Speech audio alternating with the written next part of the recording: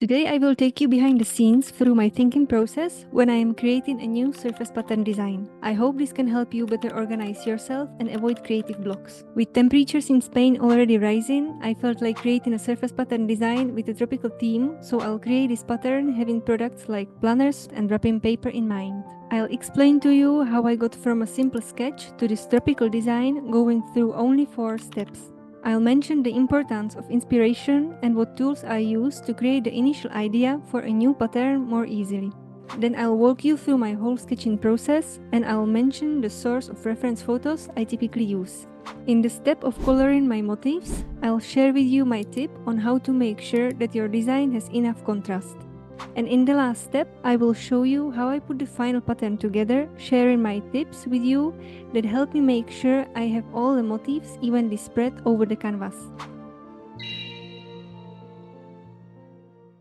Finding your inspiration before you jump into a black canvas is important because it helps you prevent creative blocks.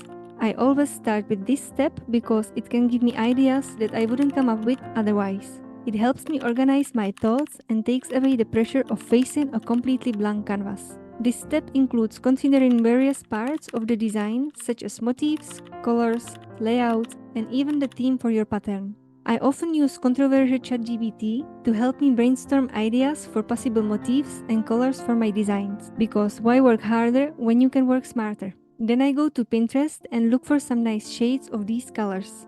I open them in a new tab so that I can copy and paste them into a new document in Affinity Designer once I think I have gathered enough inspiration. When I'm done with this step, I'll sample some of the colors I like the most. Usually I end up with way too many of them at this stage, so I need to narrow the options down a bit more. After I choose my winners, I create a new application palette and save my colors there.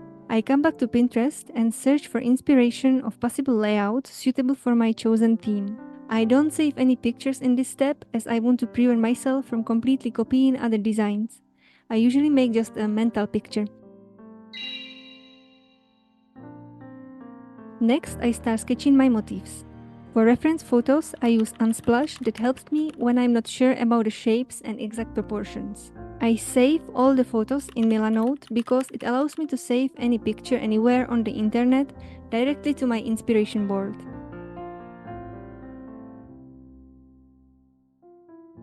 I start sketching up the elements in my sketchbook. And I also try to simplify my elements as my goal isn't to draw a realistic picture. I always draw at least 3 to 4 variations of each main element. Sometimes I end up not using all the elements and that's okay. It's better to have more of them ready in the sketching phase rather than to find out you don't have enough of them once you're placing your ready-to-use motifs on a canvas and you need to come back to your sketchbook. Once I'm done with sketching, I take a photo of all my sketches. I send it to myself through Messenger. From there, I download it to my laptop and open a new document 4000 by 4000 pixels big. Then I drag the photo into this newly created document. I like to keep all my ready-to-use elements separate from the palette file itself. Like this, I am sure I have a backup in case I would accidentally delete any of my motifs.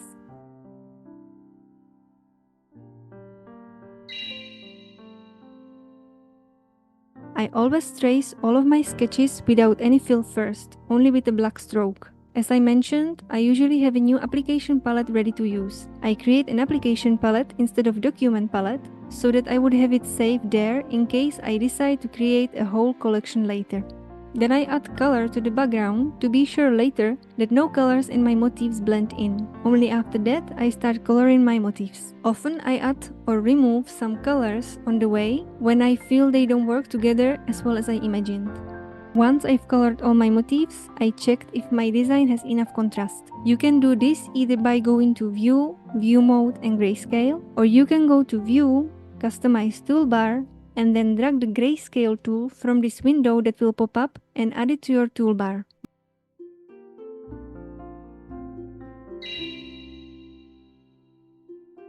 When I'm ready to put the pattern together, I create a new document 4000 by 4000 pixels big and paste all my motifs into it. I have some ready-to-use templates already created with a preview so that I wouldn't have to create a preview every time I want to create a new pattern. I start placing the motifs on the canvas one by one, meaning I choose one of the main motifs first and try to find the best spots for it. Then I start placing the second main element, then the third, and so on. This way I can make sure I have all the elements evenly spread over the canvas. Once I'm happy with the result, I export it as a JPEG.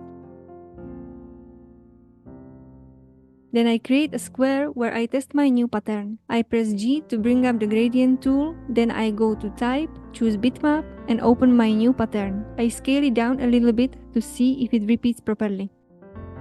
You can also double check your pattern on these two websites. The first one is on Maya Faber's website, and the other one is on www.amandagracedesign.com. I'll link both of them in the description. Simply drag your JPEG file inside and scale it up or down. So that's it for today's video. Let me know in the comments if you found it helpful and if there is anything you would like me to speak about in one of my future videos. See you in the next one. Ciao!